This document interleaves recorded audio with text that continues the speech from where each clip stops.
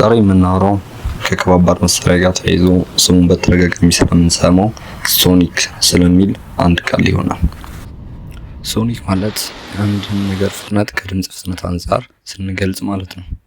የድምጽ ፍጥነት ሁላችንም እንደምናውቀው በሰዓት 1235 ኪሎ ሜትር ይሸፍናል።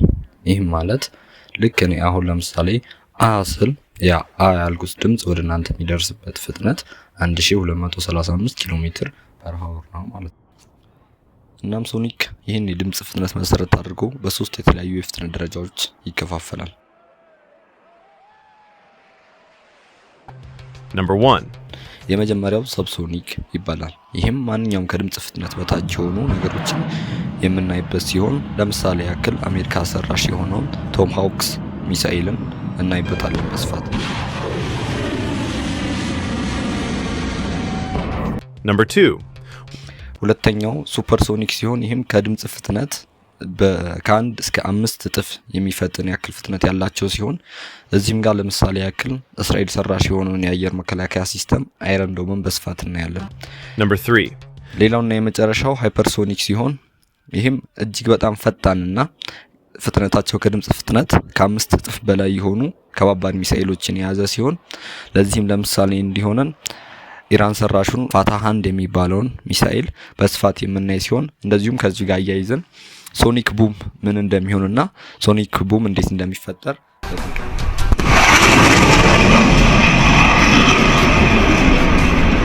ሶኒክ ቡም ማለት አንድ ነገር ከድምጽ ፍጥነት በላይ በሚጓዝበት ወቅት የሚፈጠር የፍንዳታ ወይም የነጎድጓድ የሚመስል አይነት ድምጽ ነው።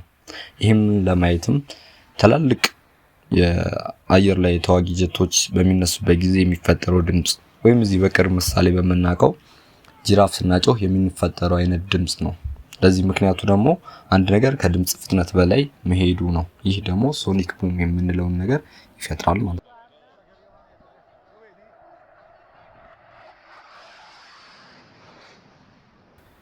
ሰብ ሲባል ብዙ ጊዜ በአእምሯችን ውስጥ የሚመጣልን ቀስ ያለ ነገር ነው። ነገር ግን በጦርነቱ ዓለም ውስጥ ይህ ቀስታ ሳይሆን ትዕግስት የሚለውን ቃል ይወክላል። ድምጽ በአየር ውስጥ ሲጓዝ በሰዓት 1235 ኪሎ ሜትር ይሸፍናል። ከዚህ ፍጥነት በታች ዝቅ ብሎ መጓዝ ሶኒክ ቡምን ያስቀርናል። ይህም አንድ የጦር መሳሪያ ሚሳኤል ሊሆን ይችላል ከረራ ውጭ ለመንቀሳቀስ እና ጥቃት ለመፈጸም ይረዳዋል ማለት ነው። ለምሳሌ ያክል አሜሪካ ሰራሽ የሆነውን የቶም ሃውክ ሚሳኤልን በጥልቀት ነው። ይህ ሚሳኤል በሰዓት 890 ኪሎ ሜትር ይሸፍናል። ይህም ማለት ከድምጽ ፍጥነት አንፃር ሲታይ በ345 ኪሎ ሜትር ያነሰ ነው። ለዛም ነው ሰብሶኒክ በሚለው የፍጥነት ደረጃ ላይ የሚመደበው። ይህም መሬት ለመሬት በሸለቆ እየተደበቀ እንዲሄድ ያስችለዋል። ምክንያቱም የአየር ሞለኪውሉ በሚሳኤሉ ፊት ለፊት እየተንሸራተቱ ያልፋሉ እንጂ አይገጩትም። ይህም ሚሳኤሉ ከፍተኛ ሙቀት እንዳያመነጭ ስለሚያደርገው የጠላት የሙቀት መፈለጊያ ወይም ኢንፍራሬድ ካሜራ ሊያዩት አይችልም። ይህም ማለት ከራዳር ውጭ ሆኖ ጥቃቱን በቀላሉ መፈጸም ያስችለዋል ማለት ነው።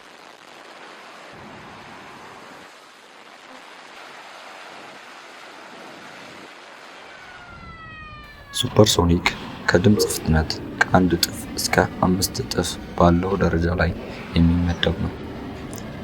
አንድ ነገር ከድምጽ ፍጥነት በላይ ሲጓዝ በፊቱ ያለው አየር የሚሄድበት አቶ ይጨመቃል። በዚህ ጊዜም ሶኒክ ቡም የተባለ የነጎድጓድ ያህል የሚጮህ ድምጽ ይፈጠራል።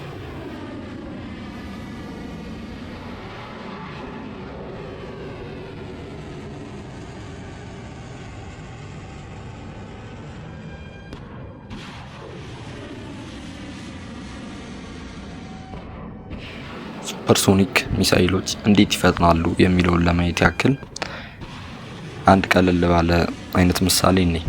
ለምሳሌ ያክል አንድ ሱፐርሶኒክ ሚሳኤል ከኛ ፊት ለፊት እያለ ድምጹን መስማት አንችልም። ምክንያቱም ሚሳኤሉ የሚፈጥረው የድምጽ ነገር ሁሉ ከሚሳኤሉ ጀርባ ተከማችቶ ነው የሚጓዘው።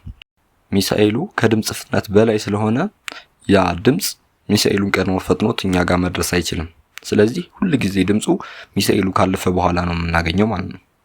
ነገር ግን ያ ሚሳኤል ከኛ አልፎ በሚሄድበት ጊዜ ያ ከጀርባ ተከማችቶ የነበረው ድምጽ እኛ ጋር ሲደርስ ድምጹን መስማት እንችላለን። ያኔ ነው የሶኒክ ቡም ተፈጠረ የሚባለው።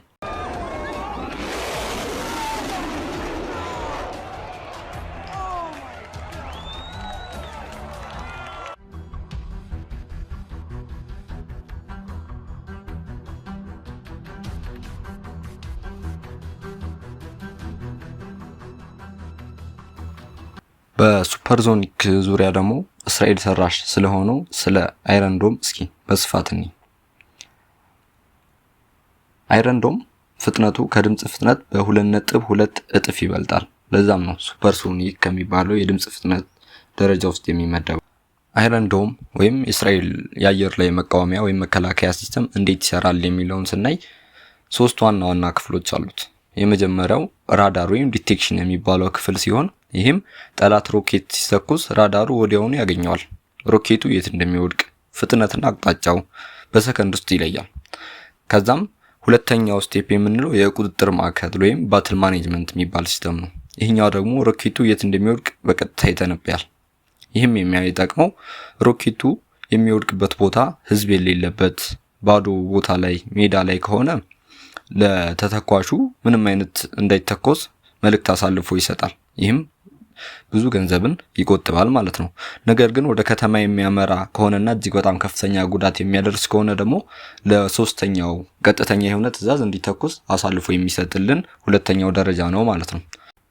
የመጨረሻና ሶስተኛው ተኳሽ ወይም ኢንተርሴፕተር የምንለው ክፍል ሲሆን ይህም ተኳሽ የሚባለው ወይም ኢንተርሴፕተር የሚባለው ክፍል ታሚር የተባለ ፍጥነቱ ከድምጽ ፍጥነት በ2.2 እጥፍ የሚበልጥ ተተኳሽ ሚሳኤልን የያዘ ነው።